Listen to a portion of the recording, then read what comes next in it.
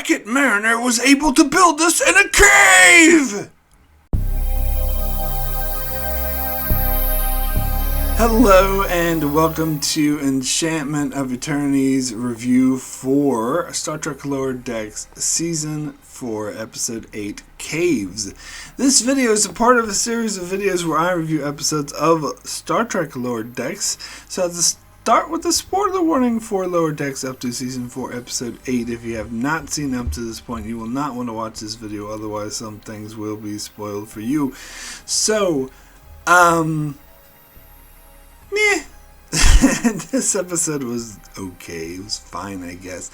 I don't think this episode was indicative of the high quality we've been getting in Season 4 so far.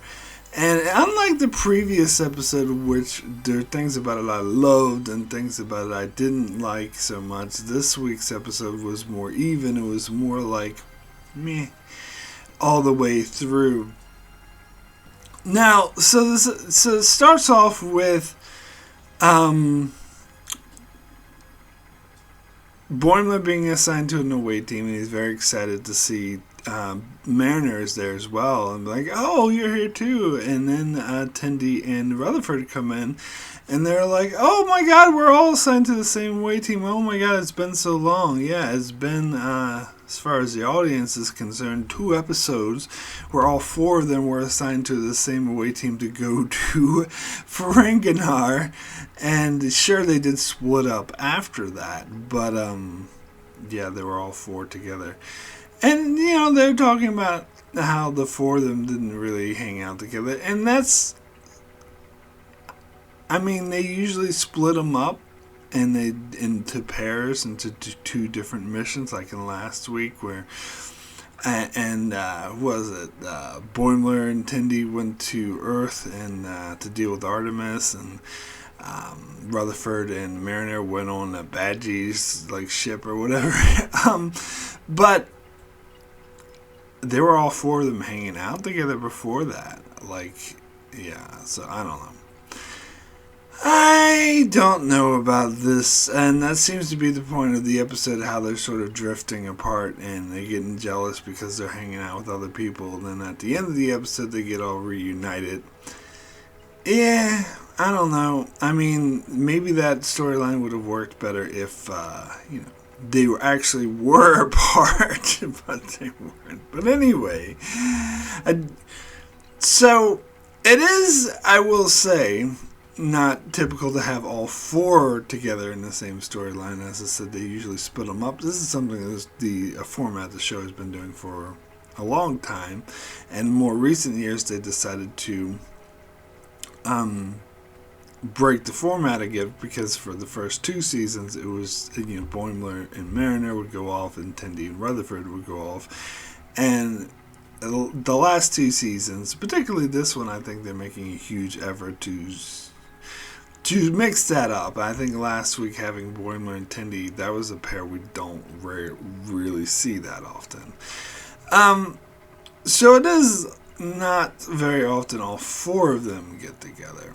And I did find the main storyline with them being in a cave, I don't know, I felt like that was very average, and they're just hanging out in the cave telling stories. Like, I don't think it's terrible, but it feels like, especially after the last couple episodes, like for most of the season, the stories have been a bit more grandiose.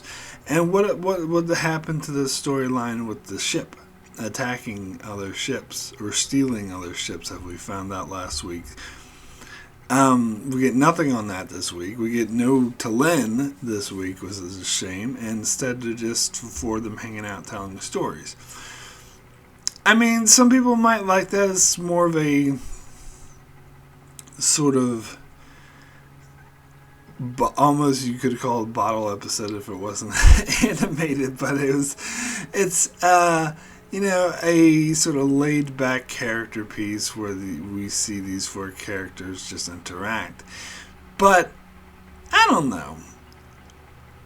As I said, I didn't totally hate the format of them telling stories of being trapped in the caves, but it just felt lesser than what we've been getting in Lower Decks all season, basically. I did like, of course, and I did catch it right away, the sort of meta call-outs to how Star Trek would use the same exact cave set for every time they went in the cave.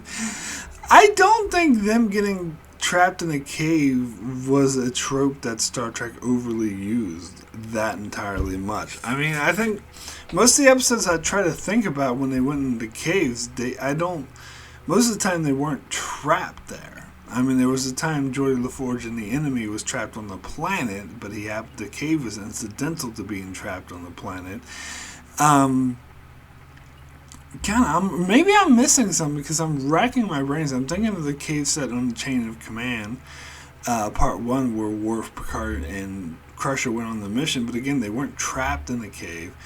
And then there was, Picard did get abducted at the end of that episode, but he was held in this like weird room. I wouldn't call that a cave. And there was episodes where, like, when Neelix and Tom Paris were hanging out in the cave and they found that baby thingy, like, they were just hanging out in that cave. They weren't trapped there.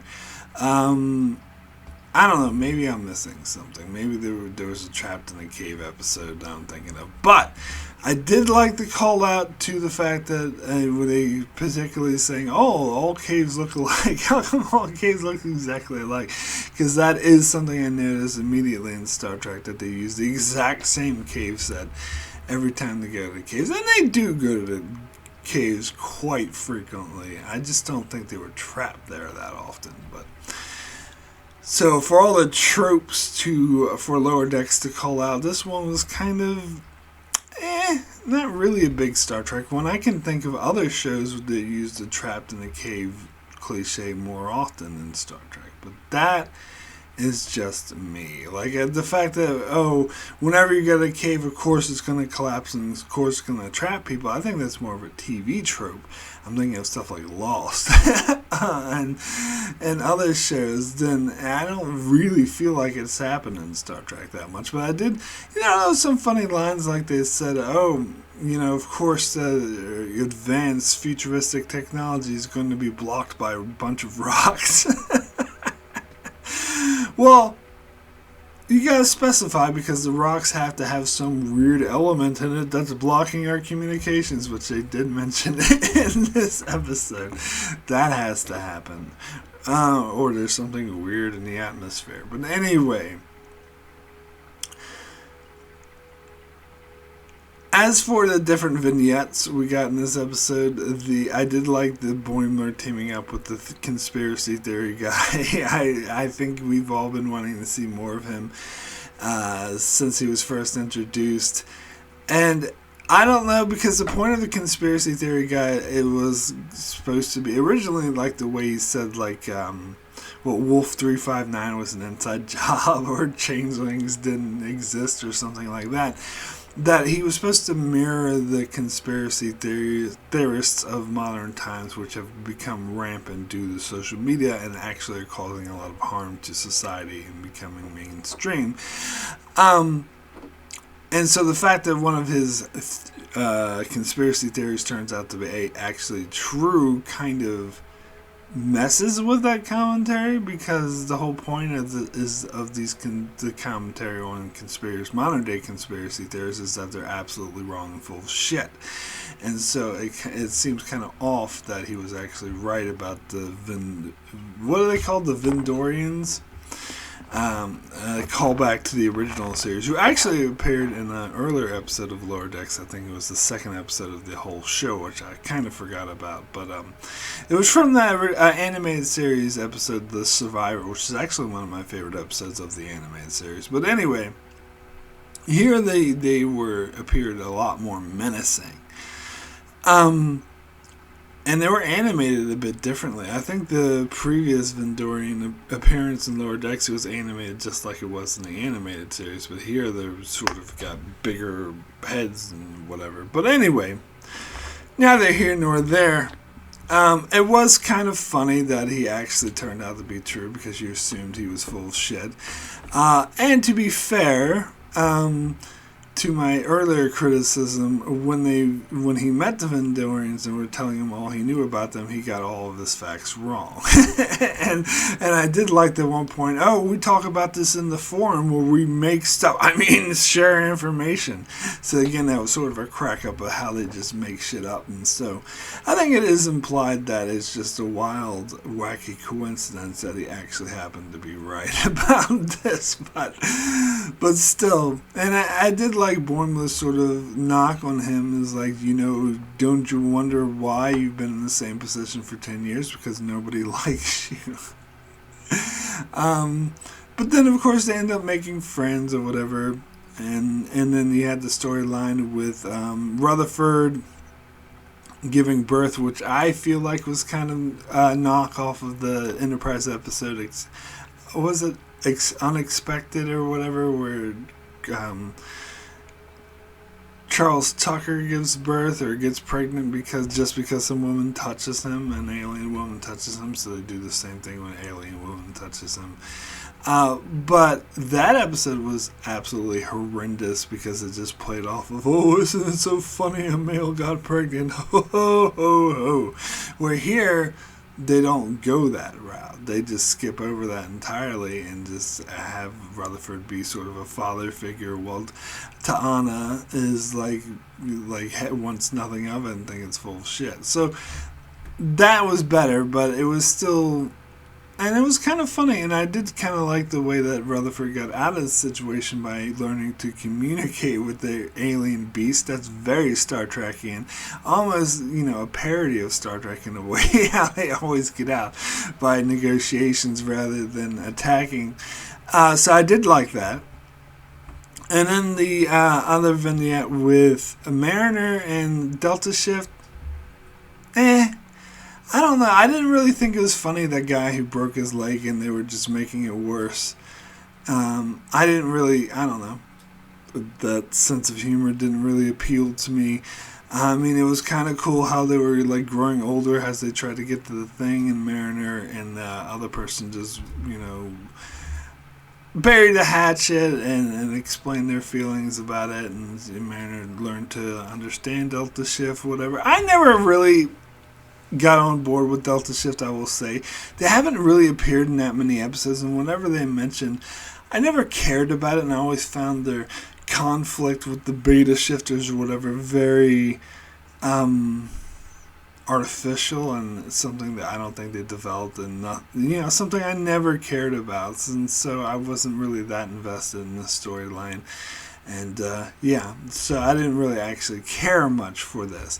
Now, it was interesting throughout the episode, Tendi kept trying to tell this Turbulus story, and the Mariner kept, shutting her up, saying that that's not a cave story, which was kind of funny. And then eventually Tendi was finally told the story when the moss, grew alive and started talking and demanded that she tell the story.